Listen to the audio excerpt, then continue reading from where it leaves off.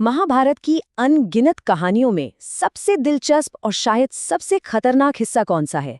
वो है पांडवों के वनवास का 13वां साल। इस विश्लेषण में हम बात करने वाले हैं एक ऐसे अंडरकवर मिशन की जहां दुनिया के सबसे महान योद्धाओं को बिल्कुल आम लोगों की तरह उन्हीं के बीच रहकर अपनी पहचान छुपानी थी। जरा सोचिए, दुनिया के सबसे मशहूर चेहरे जिन्हें पूरा आर्यावर्त जानता हो, वो सबके सामने रहकर पूरे 1 साल तक कैसे छिप सकते हैं? और इसका दबाव सच में अकल्पनीय था। शर्त सीधी और बेहद क्रूर थी। अगर कौरवों ने इस 13वें साल के दौरान किसी भी पांडव को एक दिन भी पहले पहचान लिया, तो सजा के तौर पर 12 साल का वनवास शून्य से फिर शुरू हो जाएगा। मतलब एक छोटी सी गलती और सब कुछ खत्म। तो चलिए शुरू करते हैं अध्याय 1, दांव पर लगा सब कुछ। चौसर के उस विनाशकारी खेल में अपना सब कुछ हारने के बाद पांडवों के सामने जो सबसे कड़ी चुनौती आई, उसे अज्ञातवास कहते हैं। 12 साल के कठोर वनवास के बाद ये 13वां साल समाज के बीच रहकर बिताना था, वो भी बिना अपनी पहचान उजागर किए। जो महान राजा और महारानी कल तक महलों में रहते थे, जिनका हर जगह सम्मान था, उन्हें अब अपना सारा राजसी ठाट-बाट छोड़कर एक बिल्कुल आम जिंदगी जीनी थी। तो ये नंबर 13, ये सिर्फ कोई आम संख्या नहीं थी, ये एक बहुत बड़ा मनोवैज्ञानिक बोझ था।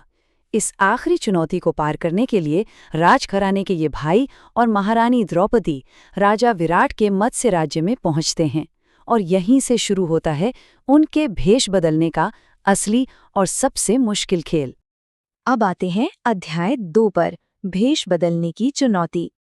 अब जरा उनके भेषों पर गौर करते हैं। ये कितने हैरान करने वाले थे।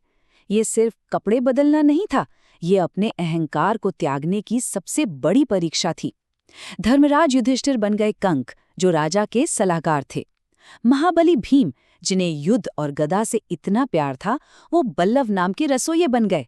और सबसे बड़ा आश्चर्य, दुनिया के सर्वश्रेष्ठ धनुर्धर अर्जुन बन गए बृहनला, एक किन्नर जो राजकुमारियों को डांस सिखाती थी। नकुल और सहदेव ने अस्तबल और पशुधन का काम संभाला, और महारानी द्रौपदी, वो सैरंध्री नाम की दासी बन गई। ये सच में खुद को पूरी तरह से मिटा देने वाला अनुभव था। अध्याय 3, भीतर से मंडराता खतरा। अब जब आप अपनी असली ताकत छिपाकर इतने निचले स्तर पर काम कर रहे हों, तो खतरे भी उसी तरह के होते हैं। राजा विराट की पत्नी का भाई और मत्स्य राज्य का सेनापति था कीचक। वो बेहद ताकतवर और उतना ही घमंडी था। उसकी नजर दासी के रूप में काम कर रही द्रौपदी यानी सैरंध्री पर पड़ी, और वो उस पर बुरी नीयत रखने लगा। पांडवों के लिए ये एक सुलगते हुए ज्वालामुखी की तरह था, जो किसी भी वक्त फट सकता था। जब कीचक ने दासी बनी द्रौपदी को परेशान करना शुरू किया, तो पांडव बहुत बड़ी दुविधा में फंस गए। वो खुलकर सामने नहीं आ सकते थे। अगर वो आमने सामने युद्ध करते तो उनकी पहचान खुल जाती और 12 साल का वनवास फिर से शुरू हो जाता। इसलिए भीम ने एक बहुत ही चतुर मास्टर प्लान बनाया। रात के अंधेरे में भीम ने एक ऐसा घातक हमला किया कि कीचक का काम तमाम कर दिया। और सबसे मजे की बात ये थी कि महल में किसी को कानो कान खबर नहीं हुई कि उनके इतने शक्तिशाली सेनापति को उनके ही रसोइये ने मार गिराया है। अध्याय 4, गायों के लिए युद्ध। अब कीचक की मौत कोई छोटी बात तो थी नहीं। इस खबर ने पूरे आर्यावर्त में हलचल मचा दी। हस्तिनापुर में कौरवों को तुरंत शक हो गया कि कीचक जैसे बलवान को भीम के अलावा कोई और नहीं मार सकता। तो पांडवों को बाहर निकालने के लिए कौरवों ने विराट नरेश के राज्य पर हमला कर दिया और उनकी गायें चुराने लगे। विराट का बेटा राजकुमार उत्तर बड़ी बड़ी डींगे हाँकते हुए लड़ने निकला। उसका सारथी बना कौन? किन्नर भेष में अर्जुन। लेकिन जब उत्तर ने सामने कौरवों की विशाल सेना देखी, तो उसके पसीने छूट गए और वो भागने लगा। तब अर्जुन ने उसे रोका, हिम्मत दी और एक शमी के पेड़ में छिपाए अपने दिव्य हथियारों को वापस निकाला। अब समय आ गया था पांडवों की शक्ति के दोबारा दुनिया के सामने आने का। अध्याय 5, अंतिम परीक्षा और परिणाम। जरा इस अविश्वसनीय तुलना पर गौर कीजिए।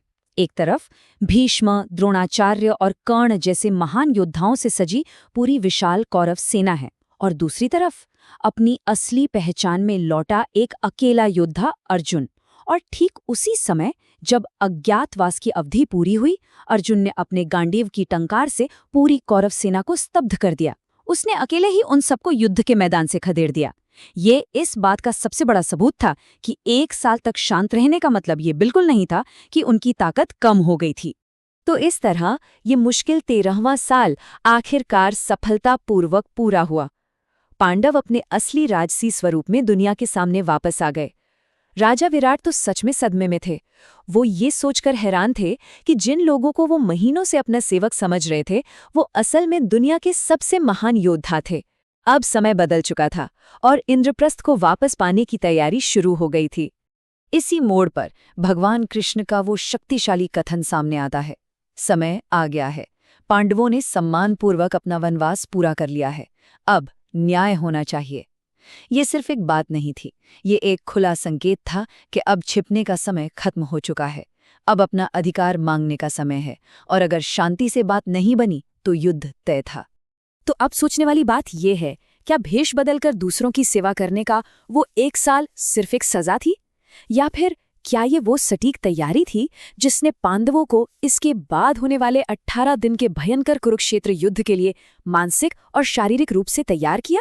क्या इसी अपमान और संयम ने उनके संकल्प को फौलाद बना दिया? इस पर जरूर सोचिएगा। इस विश्लेषण में हमारे साथ जुड़ने के लिए बहुत बहुत शुक्रिया।